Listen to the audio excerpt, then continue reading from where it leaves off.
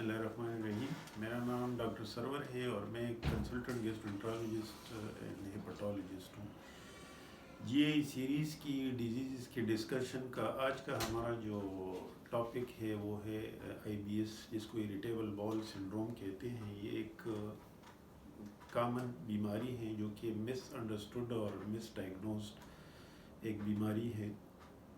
تو آج کی ویڈیو میں ہم ڈسکس کریں گے کہ آئی بی ایس یا اریٹیبل باؤل سنڈروم کیا ہے، اس کی علامات کیا ہے، اس کی تشخیص کا کیا طریقہ ہے اور اس کو مینیج کس طرح کریں گے. یہ آج کی ویڈیو میں ہم ڈسکس کریں گے. تو آئی بی ایس یا اریٹیبل باؤل سنڈروم، جس طرح پہلے میں نے کہا کہ ایک مس ڈائگنوزڈ اور مس انڈرسٹوڈ بیماری ہے. اکثر ہمارے پاس مریض آئی بی ایس کے آ رہے ہوتے ہیں، لیکن وہ کئی مہینوں سے کئی سالوں سے معدے کی کیپسول اور دوائیاں کھا رہے ہوتے ہیں اور کہہ رہے ہوتے ہیں کہ ہمیں کچھ فرق نہیں پڑ رہا ہے. تو آئی بی ایس بیسیکلی ہے کیا؟ آئی بی ایس ایک ہم کلاسیفائی کرتے ہیں ایک فنکشنل باؤل ڈس آرڈر ہے. زیادہ تر لارج گٹ کی یا بڑی آنت جس کو ہم کہتے ہیں اس کی انوالومنٹ اس میں ہوتی ہے. اور یہ ہے کیا، مریض جب ہمارے پاس آتا ہے تو وہ کہتے ہیں کہ پیٹ میں بار بار درد آتا ہے اور کسی کا پیٹ سخت رہتا ہے، کسی کا نرم رہتا ہے، کسی کا پیٹ کبھی سخت کبھی نرم رہتا ہے، اور بعض اوقات پیٹ سخت یا نرم نہیں ہوتا لیکن درد ہوتا ہے. تو یہ اس کی علامات میں یہی ہے کہ اس کی 4 قسمیں ہیں. ایک کو ڈائریا پریڈومیننٹ آئی بی ایس ہم کہتے ہیں، جس میں مریض زیادہ تر نرم پاخانے کے ساتھ پریزنٹ کرتا ہے.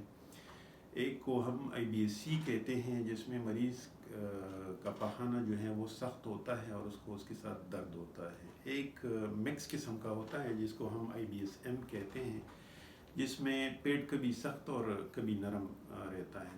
ایک چوتھی قسم اس کی ہے جس کو انٹائپیبل کہتے ہیں، جس میں نہ پیٹ سخت ہوتا ہے نہ نرم ہوتا ہے، لیکن مریض کو تکلیف ہوتی ہے اور اس کو درد ہوتا ہے. تو یہ 4 قسم ہیں آئی بی ایس کی. یہ 4 قسم ہیں جس میں ہر ایک مریض مختلف علامات کے ساتھ پریزنٹ کرتا ہے. پھر آئی بی ایس کو ڈائگنوز ہم کس طرح کرتے ہیں؟ تو آئی بی ایس کی ڈائگنوسس کے لیے ایک کرائٹیریا ہے جس کو ہم روم-4 کرائٹیریا کہتے ہیں. اور وہ کرائٹیریا یہ کہتا ہے کہ اگر کسی مریض کو پیٹ میں درد ہو رہا ہو، بار بار کا مطلب یہ ہے کہ اس کو ہفتے میں کم از کم ایک بار درد ہو رہا ہو اور پچھلے 3 مہینے سے ہو رہا ہو، اور اس کا یہ درد جو ہے پاخانے کے ساتھ یا کم ہو رہا ہو یا زیادہ ہو رہا ہو. کیا اس کی سٹول یا پاخانے کی فارم میں چینج آ رہی ہو، لائک پہلے سے اس کا پاخانہ اگر سخت ہے بعد میں نرم ہو جاتا ہے، یا اگر اس کا پاخانہ نرم آ رہا ہے اور وہ سخت ہو جاتا ہے، تو یہ اس کی سٹول کی فارم کی ایسوسیشن ہے اس درد جو اس کو ہو رہا ہے ہفتے میں ایک بار. یا اس کی فریکوینسی کے ساتھ اس کی ایسوسیشن ہو کہ پہلے ایک مریض تھا جو کہ دن میں 1 بار یا 2 بار جا رہا تھا، ابھی اس کی فریکوینسی زیادہ ہو گئی ہے، لائک 3-4 بار جا رہا ہے. یا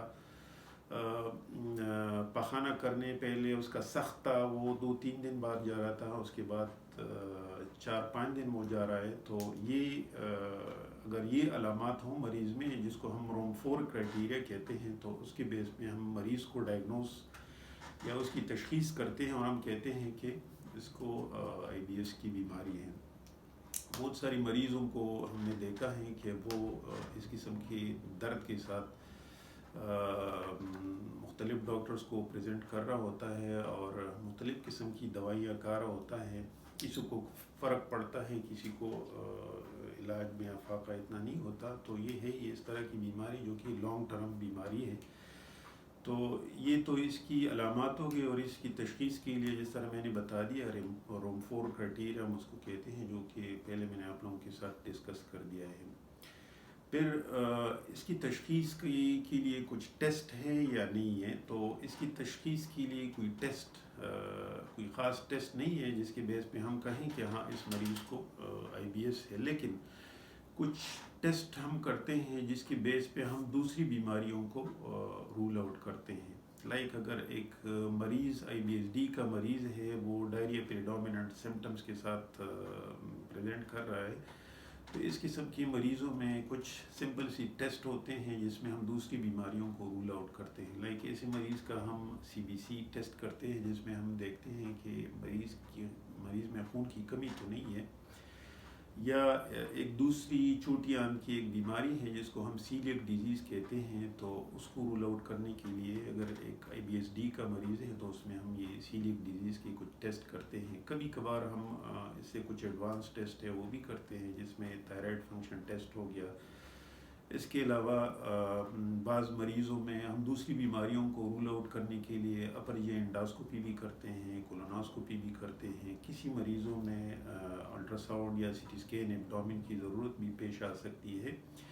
تو یہ تشخیص کے لیے کچھ ٹیسٹ ہے جو ہم کرتے ہیں، لیکن یہ IBS کو ڈائگنوسس بنانے کے لیے نہیں کرتے. ہم دوسری بیماریوں کو رول آؤٹ کرنے کے لیے کچھ ٹیسٹ ہے جو ہم کرتے ہیں. تو جیسے میں نے بتایا کہ IBS کیا ہوتا ہے، پھر اس کو ڈائگنوز یا اس کی تشخیص کس طرح کرتے ہیں، اور اس میں کون کون سے ٹیسٹ ہم کرتے ہیں.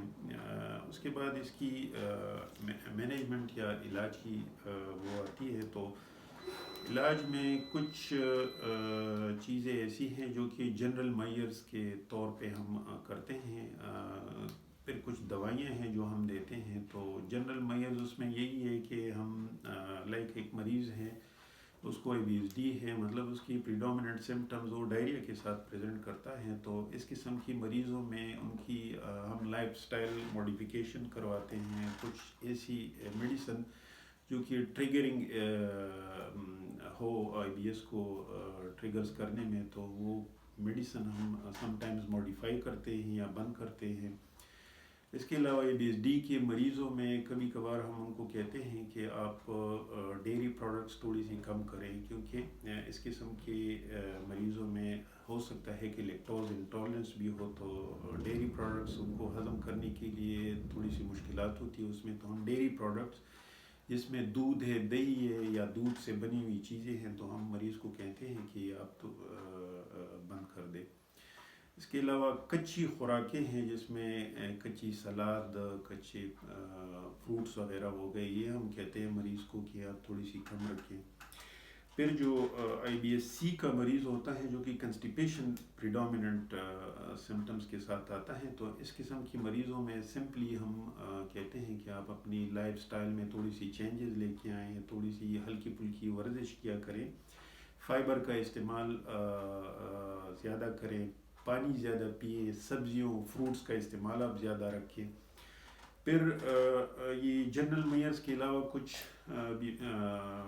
مریضوں میں ہم کچھ دوائیاں بھی دیتے ہیں. لائک اگر IBSC کا پیشنٹ ہے جو کہ کنسٹیپیشن پریڈومیننٹ سمٹمز کے ساتھ آتا ہے، تو اس کو ہم لیگزیٹیوز کچھ دوائیاں ہیں وہ دیتے ہیں، یا اگر اس کو پین کو کم کرنے کے لیے کبھی کبھار ہم اینٹی اسپازموڈکس بھی دیتے ہیں.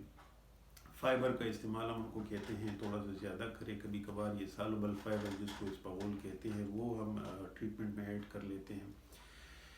اسی طرح جو IBSD کے مریض ہوتے ہیں تو اس میں کچھ ایسی دوائیاں ہوتی ہیں جن کو اینٹی ڈائریل ہم کہتے ہیں. تو وہ دوائیاں ہم ان کی ڈائریا کی فریکوینسی کو کم کرنے کے لیے اینٹی ڈائریل دیتے ہیں، اور کچھ اور میڈیسن ہے جو کہ ہم ان کو دیتے ہیں. سم ٹائمز مریض سٹریس میں ہوتا ہے اور یہ ایک ٹریگرنگ ایفیکٹ ہوتا ہے اس کے IBS کے سمٹمز کو انکریز کرنے کے لیے. تو کچھ مریضوں میں ہم اینٹی ڈپریسنٹس یا اس کی انزائٹی کو ریلیو کرنے کے لیے کچھ میڈیسن دیتے ہیں.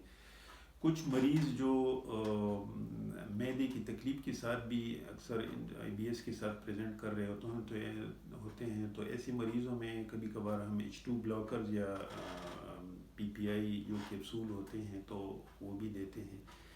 تو سمپلی اگر میں سمرائز کروں کہ IBS بیسیکلی ایک فنکشنل باؤل ڈس آرڈر ہے، اور اس کو ڈائگنوز کرنے کے لیے ہم 4 کرائٹیریا کا استعمال کرتے ہیں. کچھ ٹیسٹ ہیں جو IBS کے مریضوں میں ہم کرتے ہیں، لیکن وہ IBS کی تشخیص کے لیے نہیں کرتے، دوسری بیماریوں کو رول آؤٹ کرنے کے لیے ہم کرتے ہیں. مینجمنٹ میں نے آپ لوگوں کو کہا کہ کچھ ایسی دوائیاں نہیں ہیں جن کو کھانے سے یہ بیماری کمپلیٹ ختم ہوتی ہے. اس کو ہم مینیج کر سکتے ہیں، کیور بہت مشکل سے ہوتی ہے، لیکن کچھ روزمرہ کی چیزوں میں ہم اگر اپنی لائف سٹائل یا خوراکوں کو تھوڑا سا ماڈیفائی کر لیں تو سمٹمز میں بہت حد تک بہتری ہم لا سکتے ہیں. پھر کچھ دوائیاں ہیں جو کہ ٹائپ پہ ڈپینڈ کرتا ہے کہ مریض کو ABSD ہے یا IBS-C ہے، تو اس حساب سے پھر ہم کچھ دوائیاں ہیں ایسے مریضوں میں ہم دیتے ہیں. تو آج کی ویڈیو میں IBS کو سمپلیفائڈ فارم میں آپ لوگوں کے لیے ڈسکس کیا ہے. امید ہے کہ آپ لوگوں کو سمجھ آ گئی ہوگی اور آپ لوگوں کو فائدہ اس سے پہنچ گیا ہوگا. شکریہ.